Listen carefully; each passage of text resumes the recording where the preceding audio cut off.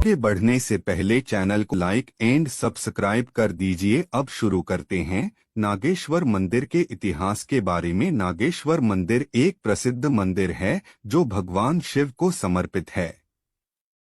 श्री नागेश्वर ज्योतिर्लिंग का भगवान शिव के 12 ज्योतिर्लिंग में 10वां स्थान है।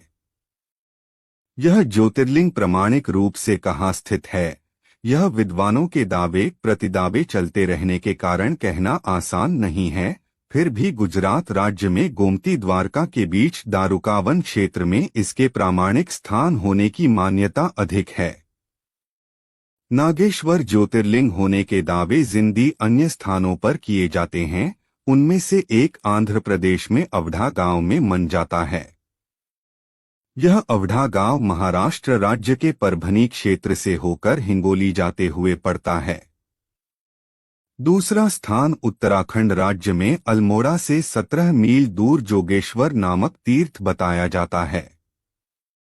यहाँ उत्तर वृंदावन आश्रम के पास जोगेश्वर नाम का एक पुराना मंदिर है।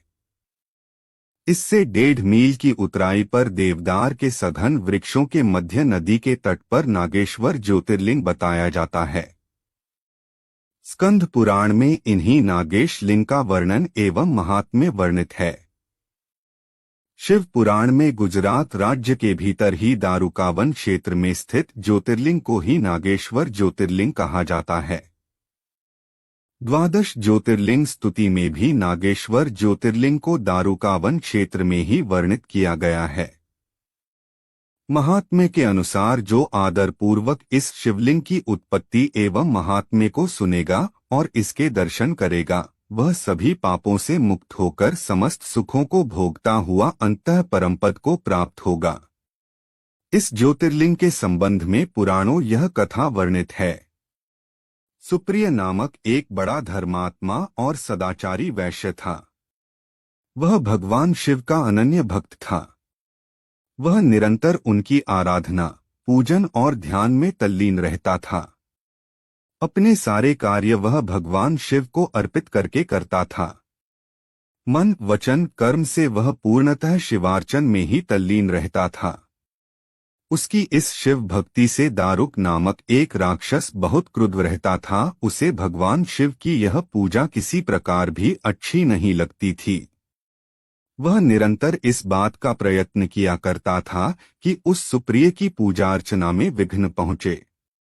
एक बार सुप्रिय नौका पर सवार होकर कहीं जा रहा था। उस दुष्ट राक्षस दारुक ने यह उपयुक्त अवसर देखकर नौका पर आक्रमण कर दिया। उसने नौका में सवार सभी यात्रियों को पकड़कर अपनी राजधानी में ले जाकर कैद कर लिया।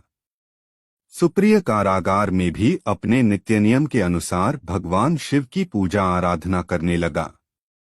अन्य बंदी यात्रियों को भी वह शिव भक्ति की प्रेरणा देने लगा।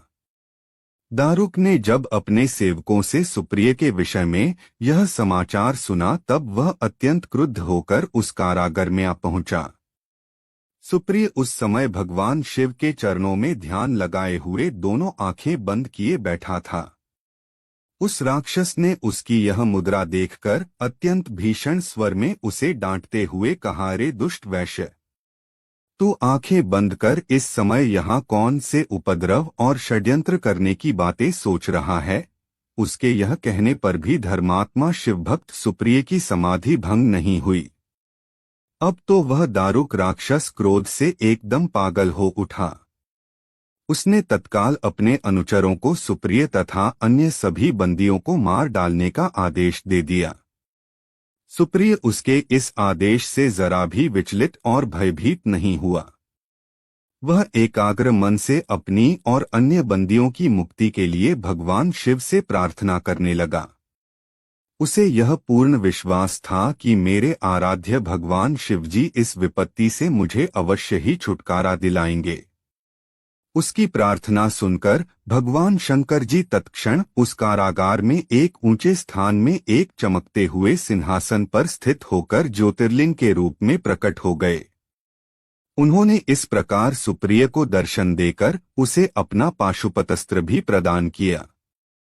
इस अस्त्र से राक्षस दारुक तथा उसके सहायक का वध करके सुप्रिय शिवधाम को चला गया। भगवान शिव के आदेशानुसार ही इस ज्योतिर्लिंग का नाम नागेश्वर पड़ा। बाद में इस स्थान पर एक बड़े आमर्दक सरोवर का निर्माण हुआ और ज्योतिर्लिंग उस सरोवर में समाहित हो गया। युग बीते और आया द्वापर युग, श्री कृष्ण का जन्म युग। जब द्यूत के खेल में कौरवों द्वारा 5 पांडवों को पराजित किया गया था, तो द्यूत की शर्तों के अनुसार पांडवों को 12 वर्ष के वनवास और 1 वर्ष के अज्ञातवास की सजा सुनाई गई थी। इस बीच पांडवों ने पूरे भारत में भ्रमण किया। घूमते घूमते वे इस दारुकवन में आ गए और इस स्थान पर उनके साथ एक गाय भी थी। वह गाय प्रतिदिन सरोवर में उतरकर दूध देती थी। एक बार भीम ने यह देखा और अगले दिन वह गाय का पीछा करते हुए सरोवर में उतर गया और उसने भगवान महादेव को देखा तो उसने देखा कि गाय हर दिन शिवलिंग को दूध छोड़ रही थी। तब 5 पांडवों ने उस सरोवर को नष्ट करने का निश्चय किया और वीर भीम ने अपनी गदा से उस सरोवर के चारों ओर पर प्रहार किया और सभी ने महादेव के इस शिवलिंग दर्शन किए।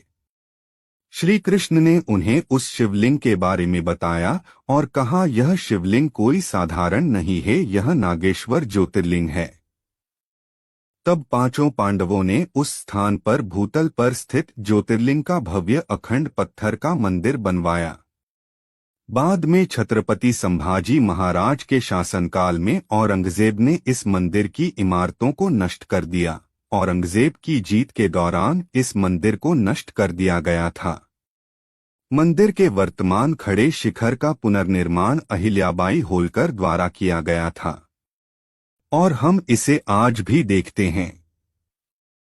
हर साल इस मंदिर में लाखों के संख्या में लोग आते हैं। महाशिवरात्रि के उत्सव पर यहाँ का सबसे बड़ा मेला लगता है और रथोत्सव मनाया जाता है। महाशिवरात्रि के ठीक 5 दिन बाद रथोत्सव मनाया जाता है।